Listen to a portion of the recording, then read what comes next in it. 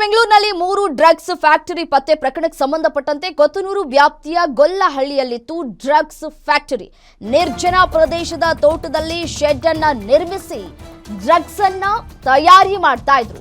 ಪ್ರತಿ ದಿನಾನೂ ಕೂಡ ಡ್ರಗ್ಸ್ ಅನ್ನ ತಯಾರಿ ಮಾಡ್ತಾ ಇದ್ದಂತಹ ಖದೀಮರ ಗ್ಯಾಂಗ್ 56 ಕೋಟಿ ರೂಪಾಯಿ ಮೌಲ್ಯದ ಡ್ರಗ್ ಅನ್ನ ಸೀಸ್ ಮಾಡಿರುವಂತಹ ಮಹಾರಾಷ್ಟ್ರ ಪೊಲೀಸರು ಇಷ್ಟು ದೊಡ್ಡ ಜಾಲವಿದ್ರು ನಿರ್ಲಕ್ಷ್ಯವನ್ನ ತೋರಿದ್ಯಾಕೆ ಬೆಂಗಳೂರು ಪೊಲೀಸರು? ಸಿಸಿಬಿಯಲ್ಲಿ ಮಾದಕ ವಸ್ತು ನಿಯಂತ್ರಣ ದಳ ಇದ್ದರೂ ಕಣ್ತಪ್ಪಿಸಿದ ಹೇಗೆ?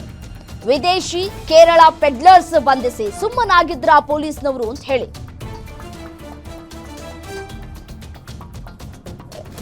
ಇದೇ ವಿಚಾರಕ್ಕೆ ಸಂಬಂಧಪಟ್ಟಂತೆ ನಮ್ಮ ಪ್ರತಿನಿಧಿ ಅಜಯ್ ಕುಮಾರ್ ವಾಕ್ ಥ್ರೂ ಅನ್ನ ನಡೆಸಿದ್ದಾರೆ. ಬನ್ನಿ ನೋಡ್ತಾ ಹೋಗೋಣ. ಬೆಂಗಳೂರಿನ ಆವಲಹಳ್ಳಿ ಬಳಿ ಇರುವಂತಹ ವಿನಾಯಕ ಬಡಾವಣೆಯಲ್ಲಿ ಡ್ರಗ್ಸ್ ಫ್ಯಾಕ್ಟ್ರಿ ಒಂದನ್ನು ಈಗಾಗಲೇ ಮಹಾರಾಷ್ಟ್ರ ಪೊಲೀಸರು ಕೂಡ ಸೀಸ್ ಅನ್ನ ಮಾಡಿರುವಂಥದ್ದು. ಅಂದರೆ ನ್ಯೂ ಇಯರ್ ಸಮೀಪ ಆಗ್ತಾ ಇರುವಂಥ ಹಿನ್ನೆಲೆಯಲ್ಲಿ ಎಲ್ಲರೂ ಕೂಡ ಡ್ರಗ್ಸ್ ಮಾರಾಟ ಮಾಡುವಂಥದ್ದು ಮತ್ತು ಕೊಂಡ್ಕೊಳ್ಳೋರ ಸಂಖ್ಯೆ ಕೂಡ ಜಾಸ್ತಿ ಇದೆ. ಈ ಒಂದು ವಿಚಾರವಾಗಿ ಏನು ರೈಡ್ ಮಾಡಿರುವಂಥ ಮಹಾರಾಷ್ಟ್ರದ ANTF ಆ್ಯಂಟಿ ನಾರ್ಕೋಟಿಕ್ಸ್ ಟೀಮ್ ಏನಿದೆ ಅದು ಈಗಾಗಲೇ ರೈಡ್ ಮಾಡಿರುವಂಥದ್ದು. ಇದೇ ತಿಂಗಳ 26ನೇ ತಾರೀಕು ಕೂಡ ರೈಡ್ ಮಾಡಿ ಅನ್ನೋ ಮಾಹಿತಿ ಕೂಡ ಇರುವಂಥದ್ದು. ಈಗ ನಾವು ಕೂಡ ಅದೇ ಒಂದು ಸ್ಥಳದಲ್ಲಿ ಸಹ ಇರುವಂಥದ್ದು. ಈಗ ನನ್ನ ಎಡಭಾಗದಲ್ಲಿ ಏನು ಕಾಣಿಸ್ತಾ ಇದೆ, ಈ ಒಂದು ಮನೆಯಲ್ಲಿ ಬಾಡಿಗೆಯನ್ನು ಪಡ್ಕೊಂಡು ಆನಂತರ ಇಲ್ಲಿ ಕೆಲವೊಂದು ಟೀಮ್ ಏನಿದೆ ಆ ಒಂದು ಟೀಮ್ ಇಲ್ಲಿ ಸಾಕಷ್ಟು ಆಕ್ಟಿವ್ ಆಗಿತ್ತು. ಇದರ ಜೊತೆಗೆ ಕಂಪ್ಲೀಟ್ ಆಗಿ ಬಾಡಿಗೆ ತಗೊಂಡು ಇಲ್ಲಿ ಏನು ಡ್ರಗ್ಸ್ ಅನ್ನ ತಯಾರಿ ಮಾಡ್ತಾ ಇದ್ರು ಅಂತ ಒಂದು ಮಾಹಿತಿ ಕೂಡ ಇರುವಂಥದ್ದು. ಅಂದ್ರೆ ಇಲ್ಲಿನ ಪೊಲೀಸರಿಗೆ ಗೊತ್ತಾಗದೇ ಇರುವಂತ ಮಾಹಿತಿ ಅದೇಗೆ ಮಹಾರಾಷ್ಟ್ರ ಪೊಲೀಸರಿಗೆ ಗೊತ್ತಾಯ್ತು ಅಂತ ಹೇಳಿ ನಾವು ಸಹ ನೋಡ್ತಾ ಹೋಗೋದಾದ್ರೆ ಬೆಂಗಳೂರಿನಲ್ಲಿ ಒಟ್ಟು 3 ಕಡೆಯಲ್ಲಿ ಈಗಾಗಲೇ ರೈಡ್ ಮಾಡಿದ್ದಾರೆ ಅನ್ನೋ ಒಂದು ಮಾಹಿತಿ ಸಿಗ್ತಿದೆ. ಅದರಲ್ಲೂ ಕೂಡ ಪ್ರಮುಖವಾಗಿ ಇವರಿಗೆ ಲೀಡ್ ಸಿಕ್ಕಿದ್ದಂದ್ರೆ ಮುಂಬೈನಲ್ಲಿ ಇತ್ತೀಚೆಗೆ 1.5 ಕೋಟಿಯಷ್ಟು ಡ್ರಗ್ಸ್ ಅನ್ನ ಅಲ್ಲಿ ಸೀಸ್ ಮಾಡ್ತಾರೆ. ಅಲ್ಲಿ ಮೇನ್ ಅಕ್ಯೂಸ್ಡ್ ಆಗಿ ಅಬ್ದುಲ್ ಖಾದರ್ ಶೇಖ್ ಅಂತ ಏನಿರ್ತಾನೆ ಆತನನ್ನ ಕೂಡ ಅರೆಸ್ಟ್ ಮಾಡಿರ್ತಾರೆ. ಅರೆಸ್ಟ್ ಮಾಡಿದಾಗ ಆತನನ್ನ ಅವರ ಸ್ಟೈಲ್ ಅಲ್ಲಿ ವಿಚಾರಣೆ ಮಾಡಿದಂತ ಸಂದರ್ಭದಲ್ಲಿ ಬರುವಂತದ್ದೇ ಅಲ್ಲಿ ಬೆಳಗಾವಿಯ ಪ್ರಶಾಂತ್ ಯಲ್ಲಪ್ಪ ಪಾಟೀಲ್ ಅಂತ ಏನಿರ್ತಾನೆ ಆತನ ಹೆಸರಲ್ಲಿ ತಳ್ಕಾಕೊಳ್ಳುತ್ತೆ. ಆನಂತರ ರಾಜಸ್ಥಾನದಲ್ಲಿರುವಂತಹ ಸೂರಜ್ ರಮೇಶ್ ಯಾದವ್ ಅಂತ ಏನಿರ್ತಾನೆ ಆತನ ಹೆಸರು ಕೂಡ ತಳ್ಕಾಕೊಳ್ಳುತ್ತೆ. ಆತನೇ ಮೇನ್ ಕಿಂಗ್ ಪಿನ್ ಅಂತಾನು ಕೂಡ ಗೊತ್ತಾಗುತ್ತೆ.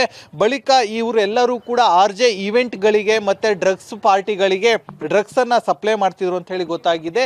ಸೊ ಹೀಗಾಗಿ 58 ಕೋಟಿ ಮೌಲ್ಯದ ಡ್ರಗ್ಸ್ ಅನ್ನ ಈಗಾಗಲೇ ಬೆಂಗಳೂರಿನ 3 ಕಡೆಯಲ್ಲೂ ಕೂಡ ಈಗಾಗಲೇ ಸೀಸ್ ಮಾಡಿದ್ದಾರೆ ಅನ್ನೋ ಮಾಹಿತಿ ಕೂಡ ಲಭ್ಯ ಆಗ್ತಾ ಇರುವಂತದ್ದು. ಹೊರಮಾವು ಆಗಿರ್ಬೋದು, ಯರಪ್ನಹಳ್ಳಿ ಆಗಿರ್ಬೋದು, ಕಣ್ಣೂರು ಆಗಿರ್ಬೋದು, ಈ ಭಾಗದಲ್ಲಿ ಇವರು ಡ್ರಗ್ಸ್ ಫ್ಯಾಕ್ಟ್ರಿಗಳನ್ನ ಇವರು ಶುರು ಮಾಡ್ಕೊಂಡಿದ್ರು. ಈ ರೀತಿಯಾದಂತಹ ಒಂದು 30-40 ಸೈಟ್ ನಲ್ಲಿ ಒಂದು ಮನೆಗಳನ್ನ ಕೊಂಡ್ಕೊಳ್ತಿದ್ರು, ಅಂದ್ರೆ ಬಾಡಿಗೆಗೆ ತಗೊಳ್ತಿದ್ರು. ಆನಂತರ ಅದರೊಳಗೆ ಅಕ್ರಮವಾಗಿ ಇಲ್ಲಿ ಎಲ್ಲವನ್ನು ಕೂಡ ರೆಡಿ ಮಾಡ್ತಿದ್ರು ಅನ್ನೋ ಮಾಹಿತಿ ಕೂಡ ಇರುವಂತದ್ದು. ಈಗಾಗಲೇ ಈ ಒಂದು ವಿಚಾರಕ್ಕೆ ಸಂಬಂಧಪಟ್ಟಂತೆ ಈಗಾಗಲೇ ಆವಲಹಳ್ಳಿ ಪೊಲೀಸರಿಗೆ ಏನು ಗಮನಕ್ಕಿಲ್ವಾ ಅಂತ ಹೇಳಿ ಟೀಕೆಗಳು ವ್ಯಕ್ತ ಆಗ್ತಾ ಇರುವಂತದ್ದು. ಯಾಕಂದ್ರೆ ಲೋಕಲ್ ಜ್ಯೂರಿಸ್ಡಿಕ್ಷನ್ ಆಗಿರುವಂತ ಇಂಥ ದೊಡ್ಡ ಡ್ರಗ್ಸ್ ರಾಕೆಟ್ ಅನ್ನು ಇವರು ಹಿಡಿಯೋದಕ್ಕಾಗಿಲ್ಲ, ಇನ್ನು ಎಲ್ಲೋಗಿ ಹಿಡಿತಾರೆ ಅನ್ನೋ ಒಂದು ಪ್ರಶ್ನೆಗಳು ಕೂಡ ಮೂಡ್ತಿದೆ. ಇನ್ನು CCB ಪೊಲೀಸರು ಅಷ್ಟೇ ಸಾಕಷ್ಟು ವರ್ಕ್ ಮಾಡ್ತಿದೀವಿ, ನಾವು ಯಾರಿಗೂ ಕೂಡ ಡ್ರಗ್ಸ್ ಮುಕ್ತ ಕರ್ನಾಟಕ ಮಾಡ್ತೀವಿ ಅನ್ನೋ ಹೋಮ್ ಮಿನಿಸ್ಟರ್ ಕೂಡ ಇದನ್ನ ನೋಡ್ಲೇಬೇಕಾಗುತ್ತೆ. ಈಗಾಗಲೇ ನೋಡ್ತಾ ಇರ್ಬೋದು ಸೀಲ್ ಅನ್ನು ಕೂಡ ಮಾಡೋಗಿದ್ದಾರೆ, ಯಾರು ಕೂಡ ಓಪನ್ ಮಾಡಬಾರ್ದು ಅಂತ ಹೇಳಿ ಈಗಾಗಲೇ ಆಂಟಿ ನಾರ್ಕೋಟಿಕ್ಸ್ ಟೀಮ್ ಏನಿದೆ ಮಹಾರಾಷ್ಟ್ರದಿಂದ ಮತ್ತೆ ಒಂದು ಲೀಗಲ್ ಆರ್ಡರ್ ಅನ್ನು ಕೂಡ ಮಾಡಿರುವಂತದ್ದು. ಈ ಒಂದು ಪ್ರಾಪರ್ಟಿಯನ್ನ ಸೀಸ್ ಮಾಡಲಾಗಿದೆ.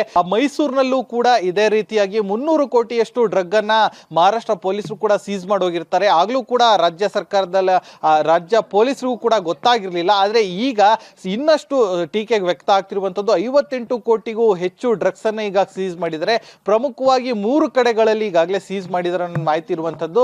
ಸೊ ಹೀಗಾಗಿ ಇದು ಯಾವ ರೀತಿಯಾಗಿ ಮುಂದಿನ ದಿನಗಳಲ್ಲಿ ಏನೋ ತಿರುವನ್ನ ಪಡೆಯುತ್ತೆ ಅಂತ ನೋಡ್ಬೇಕಾಗತ್ತೆ. ಯಾಕಂದ್ರೆ ಈ ಒಂದು ವಿಚಾರ ಸಾಕಷ್ಟು ಚರ್ಚೆ ಗ್ರಾಸ ಆಗ್ತಿದೆ. ಯಾಕಂದ್ರೆ ಬೇರೆ ರಾಜ್ಯದ ಪೊಲೀಸರು ಬರ್ಬೇಕಾಗಿತ್ತಾ ಇಲ್ಲಿ ನಡೀತಿರುವಂತಹ ಅಕ್ರಮವನ್ನ ತಡೆಯೋದಕ್ಕೆ ಅನ್ನೋ ಒಂದು ಪ್ರಶ್ನೆ ಸಹ ಮೂಡ್ತಾ ಇರುವಂತದ್ದು. ಕ್ಯಾಮ್ರಾ ಪರ್ಸನ್ ಅಭಿ ಜೊತೆ ಅಜಯ್, ಗ್ಯಾರಂಟಿ ನ್ಯೂಸ್, ಬೆಂಗಳೂರು.